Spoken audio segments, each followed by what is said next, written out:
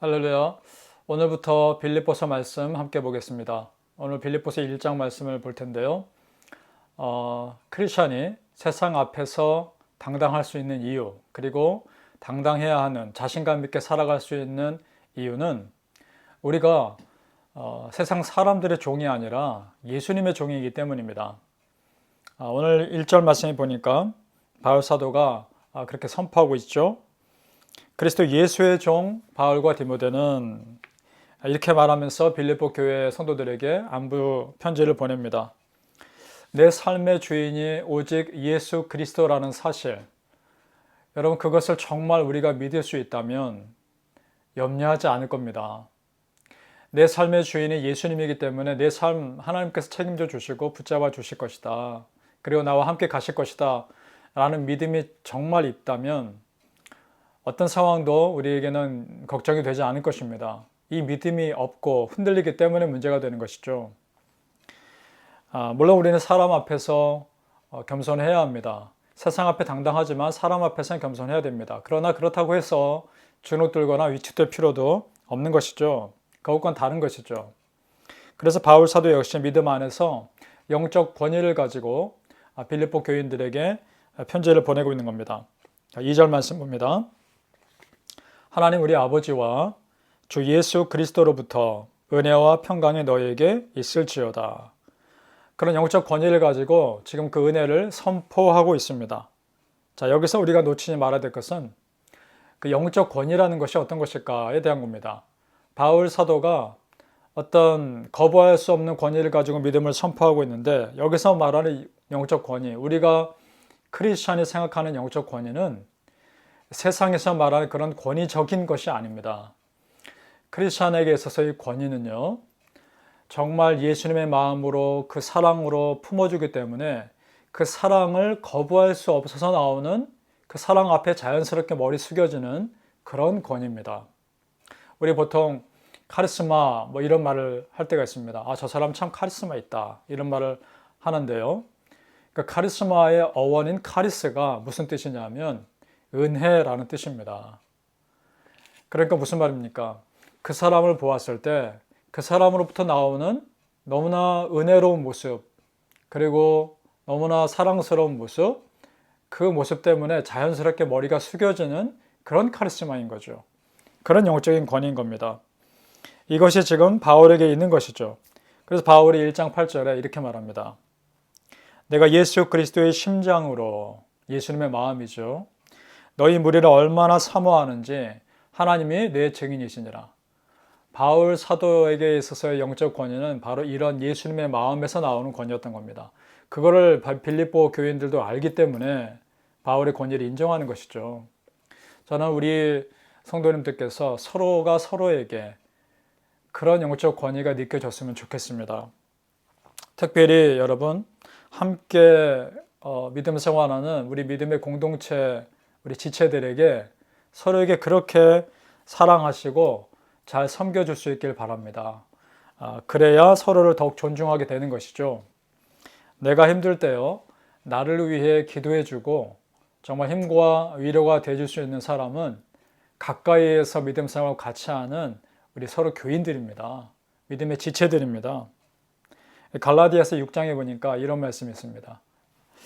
우리가 선을 행하되 낙심하지 말지니 포기하지 아니하면 때가 이름에 거두리라. 그러므로 우리는 기회 있는 대로 모든 이에게 착한 일을 하되 더욱 믿음의 가정들에게 할지니라. 아멘. 여러분 그러시길 바랍니다. 선한 일을 하되 때가 이르면 분명히 이룰 걸 믿고 더욱 믿음의 가정들에게 그 선을 서로 행하실 수 있기를 축복합니다. 멀리 사는 친척보다 가까이 있는 믿음의 형제가 우리에게 얼마나 힘과 위로가 되는지요. 여러분 그걸 경험하지 않습니까? 바라기에는 우리 뉴욕 십자교회 성도님들 서로가 서로에게 힘이 되어주고 위로가 되어주는 그런 믿음의 사람 되시기를 예수님의 이름으로 축복합니다. 빌립보 교인들과 바울의 관계가 그러했던 것 같습니다. 정말 특별히 빌립보 교인들은요, 바울 사도가 선교할 때 참 많은 걸 지원해 줍니다. 바울 사도도 그걸 잘 알고 있고요. 그러면서 서로 깊은 교제가 있었던 것 같습니다. 그래서 오늘 빌립보서 보니까 바울이 자기 안에 있는 속마음을 빌립보 교인들에게 다 얘기하고 있죠. 감옥에 갇힌 것도 기쁨이고 내가 죽을 각오까지 하고 있다. 여러분을 위해서 죽을 각오까지 하고 있다라고 고백합니다. 20절 말씀, 21절 함께 봅니다. 살든지 죽든지 내 몸에서 그리스도가 존귀하게 되게 하려 하나니 이는 내게 사는 것이 그리스도니 죽는 것도 유익함이라. 이런 고백을 합니다. 감옥에 갇혀있는 사람으로서 참 담대하죠. 담담한 고백을 합니다. 근데 여러분 생각해 봅니다. 이 고백이 바울 사도이기 때문에 가능한 고백이었을까요? 바울 사도만 할 수 있는 고백이었을까요? 아닙니다. 우리 모든 믿는 자에게 주는 그런 고백이어야 함을 도전하고 있는 겁니다.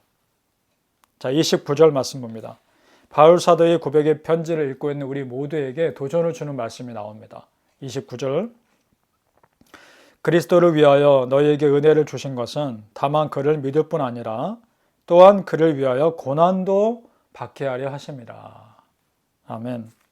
여러분, 우리가 지금 예수님 믿고 은혜를 누리며 사는 것은 예수님으로부터 오는 힘과 위로를 받기 위함만 있는 것이 아니라는 것입니다. 또 무엇이냐? 어떤 고난의 상황이 있을 때 그것을 견딜 수 있는 힘도 우리에게 주시기 위한 것이라는 사실입니다. 좋은 일만 있는 것이 아니라 좋지 않은 일도 있을 것인데 그때 견디라는 것입니다. 그것이 믿음의 삶의 모습이라는 것이죠. 때로는 고난이 내 믿음을 확증할 수 있는 기회가 될 수 있습니다. 그리고 때로는 어려움이 내 믿음을 성장시킬 수 있는 선물이 될 수도 있습니다. 여러분 믿으십니까? 그렇게 고백할 수 있으십니까? 믿음의 많은 신앙의 선배들이 이런 고백합니다. 먼저 야고보서에 이런 말씀이 있습니다. 이는 너희 믿음의 시련이 인내를 만들어내는 줄 너희가 알미라. 욥기에 보면 이런 말씀이 있습니다. 그러나 내가 가는 길을 그가 아시나니 그가 나를 단련하신 후에는 내가 순금같이 되어 나으리라. 자, 다 똑같은 같은 맥락의 믿음의 고백 아닙니까? 그러니까 여러분 고난을 어떻게 받아들이냐에 따라서 고난으로만 끝날 수 있습니다. 그러나 그것을 나에게 주신 은혜의 기회요, 내 믿음에 성장할 수 있는 기회로 받아들인다면 그것은 나에게 선물이 될 수도 있습니다. 여러분 어떻게 하시겠습니까? 바라기는 우리에게 좋은 일만 있지도 않다는 것을 항상 기억하시고 그 상황에서 이 고난을 어떻게 받아들일까 이것에 대해서 믿음으로 반응할 수 있기를 소망합니다. 주어진 상황을 믿음의 눈으로 보고 믿음으로 고백할 때 그것은 나에게 주시는 선물이 될 수도 있는 것입니다. 바라기는 우리 성도님들 고난을 고난으로 끝내는 사람이 아니라 그것을 오히려 하나님의 선물로 바꿀 수 있는 그런 믿음의 사람들 되시기를 예수님 이름으로 축복합니다. 기도하겠습니다.